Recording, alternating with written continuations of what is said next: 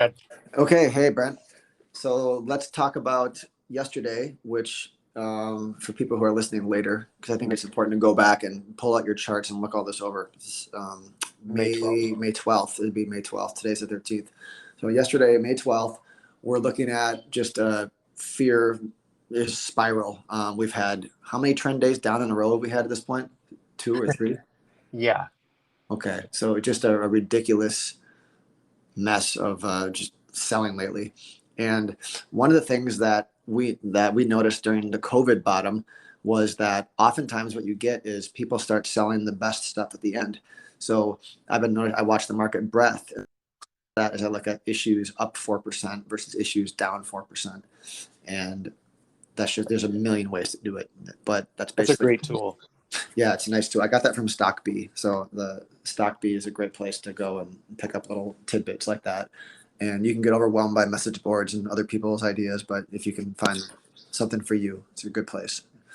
And Pradeep, the guy who runs it, is an awesome guy, super selfless and just really giving. So that's been a good place to pick some stuff up. Anyways, so I've added that little thing to my trading, and that breath indicator was the reason it was so important today was because it's been shit for the whole time down. But right away in the morning, what I noticed is that the breath was pretty positive. It was decent.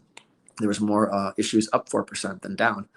And then I noticed later in the day, we tried to go down in the morning, had a nasty sell off, and then we rallied, and everyone assumed that was probably the bottom.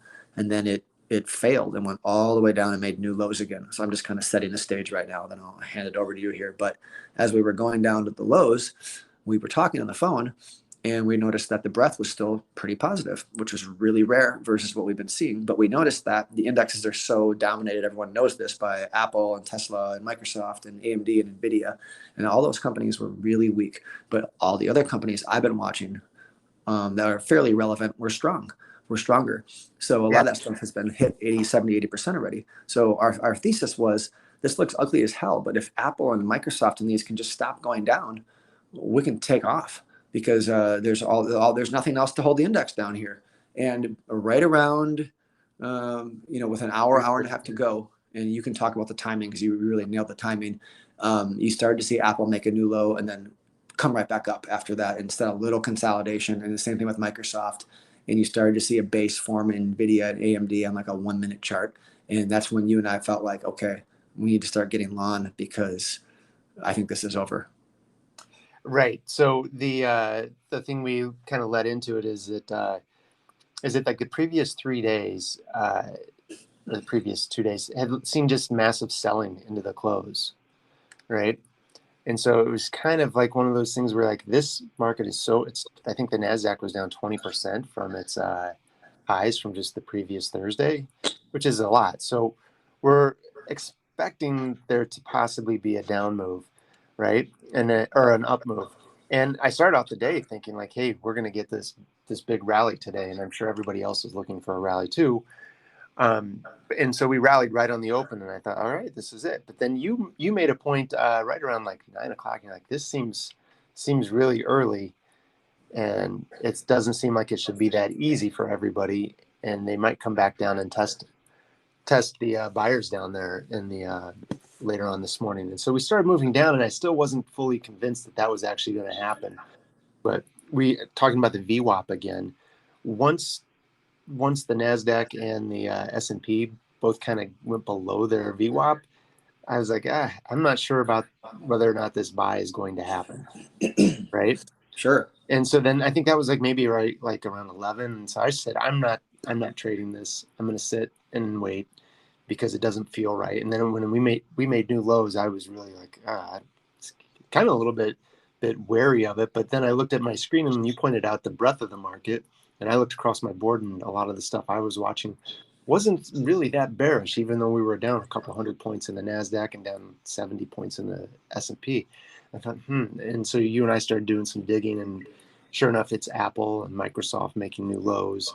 And but things like Amazon and a couple other big ones they weren't making lows. They were just kind of chilling. Yep. Right. So that's what I said. So as far as timing, I said, I think if they really are going to have like a rally that has like a lot of legs, it should happen like late in the afternoon. It won't happen midday. A lot of times you see big rallies in the middle of the day. They don't tend to hold unless it's been an all day thing. Then that's one of the key takeaways of this podcast is the timing. Real money likes to come in the morning or in the afternoon, and oftentimes the middle of the day is just a shit show. Right. It's not every time, but it usually is. A lot of times the big like one way moves, those tend to be in the first 90 minutes or the last 90 minutes of the day. It doesn't mean you don't get them in the middle of the day. It just means that like, the higher probability of being able to hold on to the trend, because that's what you're kind of doing, will be in the first 90 minutes or the last 90 minutes. Exactly. So we combined a lot of different things here. And we combined a lot of experience probably with looking at other big market exhaustion points of knowing that the big quality stuff is usually the last stuff to be sold. We put the breadth together by watching that, and then we looked at if it's going to work, it's going to probably work in the last hour and a half because people don't really come in the middle of the day, and it's kind of a bunch of things swirled together to put.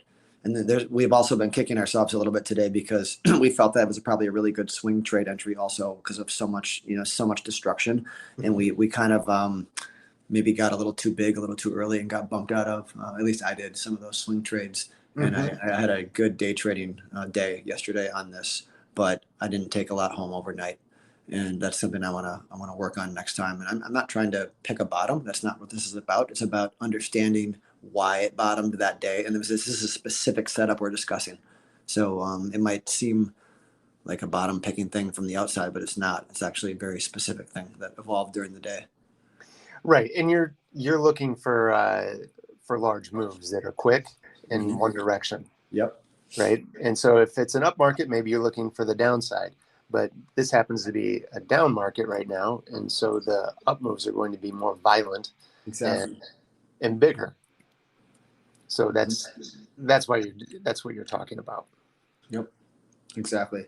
So yeah. So the timing of the day is important. The breadth at key points or the changing character of it is important, and then the just watching those key stocks. And then we've seen this again and again in our career. Sometimes it's interest rates that you need to watch, which is taking a back seat a little bit now because they've kind of calmed down.